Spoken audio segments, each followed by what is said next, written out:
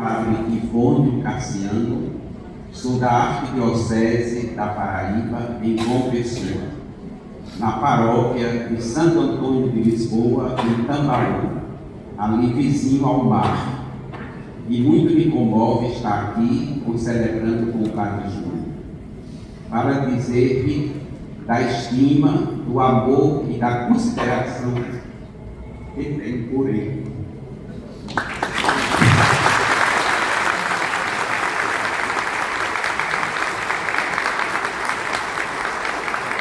Olha, Pai, agradeço muito a sua presença aqui conosco. E se tem um lugar que eu tenho vontade de visitar é João Pessoa, na Paraíba, viu? Quem sabe eu ainda chego lá em João Pessoa, na Paraíba. Meus irmãos, minhas irmãs, nós estamos vivendo hoje o 16º domingo do tempo comum, e toda a palavra de Deus nós a ouvimos para vivê-la. E nós não vivemos a palavra de Deus no abstrato, nós vivemos a palavra de Deus na concretude do dia a dia. E já as primeiras comunidades tinham tentações, seduções que nós ainda hoje temos. O Evangelho nos fala das 3 tentações de Jesus, e hoje nessas parábolas fala das 3 tentações das comunidades cristãs. Quando fala do joio e do trigo, é uma parábola tão instigante que depois que Jesus contou as 3 parábolas do fermento, da semente e do joio e do trigo, a única que os discípulos pediram explicação foi a do joio e do trigo. E eles intimaram Jesus, dizendo: explica-nos, ou porque eles entenderam muito bem, ou porque não entenderam. Às vezes nós rejeitamos aquilo que entendemos, porque não gostaríamos de entender, ou não entendemos e precisamos de uma explicação. Qual é a tentação que está nesta parábola do joio e do trigo? Acharmos que nós somos melhores que os outros. Acharmos que determinado grupo cristão ou determinado grupo católico é melhor do que os outros. Achar que nós sim somos os bons, os outros não. Nós sim somos o trigo, os outros são o joio. E não somos capazes de perceber os sinais do reinado de Deus, dos quais nós não somos donos. Então nós não somos juízes para dizer, como os ceifadores: queres que nós arranquemos o joio? Sabe que o joio e o trigo são muito semelhantes. Um é alimento, o outro é narcótico, mas eles estão juntos. E às vezes estão juntos não só fora de nós, como dentro de nós também. E Jesus diz: deixa que no fim dos tempos Deus é quem vai julgar. Deixa para lá. Deixa que quando os anjos vierem, vão separar uns dos outros. O Evangelho de Mateus sempre é o Evangelho que termina em separação. Nós gostamos de novelas ou de filmes que tudo acaba bem. O Evangelho de Mateus, aqui lendo no capítulo 13, nos lembra do capítulo 25, quando vai dizer: separarão uns dos outros. E qual vai ser o critério da separação? Jesus mesmo diz: eu estava com fome e me destes de comer. Eu estava com sede e me destes de beber. Eu estava nu e me vestistes. Eu estava preso Olha que coisa provocante, hein? Todo mundo despreza os presos.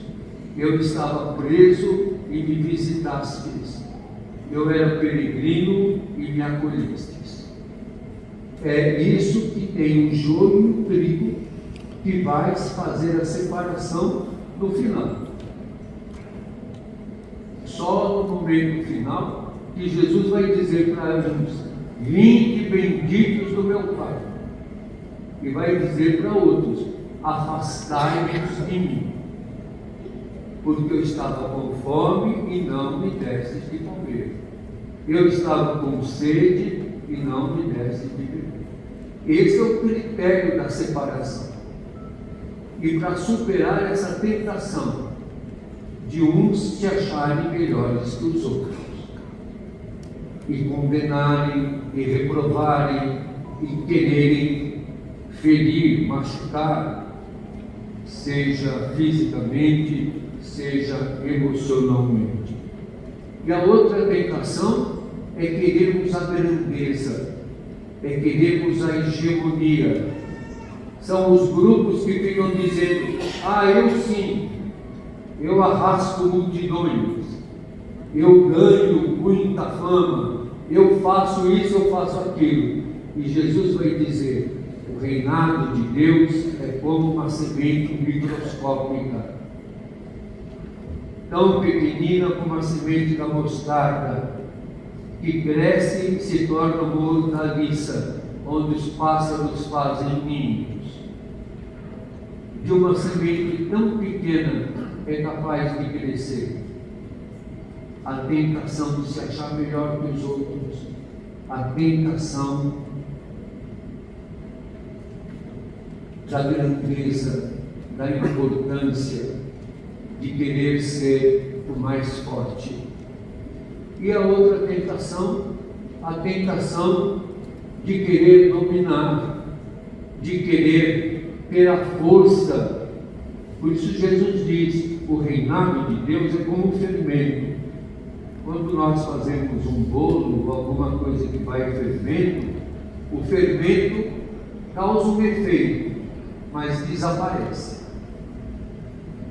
Se você for comer um bolo e tiver as bolotinhas de fermento, não é bom e é amargo. Então Jesus vai comparar o reinado de Deus para que nós tenhamos perseverança, para que nós tenhamos paciência. Nossa cabeça pensa do modo neoliberal. Nós queremos produzir resultados muito rapidamente. Nós não entendemos o mistério da história e nem sempre conseguimos compreender a silenciosa presença de Deus. Deus é silencioso, não usa um megafone, vai silenciosamente levedando a massa. Assim nós somos chamados a vivenciar o amor de Deus. Muitas vezes essa vivência do amor de Deus é incômoda. Eu ontem reencontrei um livro que eu tenho há tantos anos, que é autografado pelo autor. É o livro do Padre Comblan, que se chama O que é a Verdade. E ele começa o capítulo dizendo a resposta que deu um grande filósofo, muito querido, Emmanuel Mounier. E o Emmanuel Mounier diz: a verdade é estar ao lado dos pobres. A verdade é estar ao lado dos fracos. A verdade é estar ao lado dos insignificantes. A verdade é estar do lado dos rejeitados. Busquemos a verdade, porque a verdade é Jesus.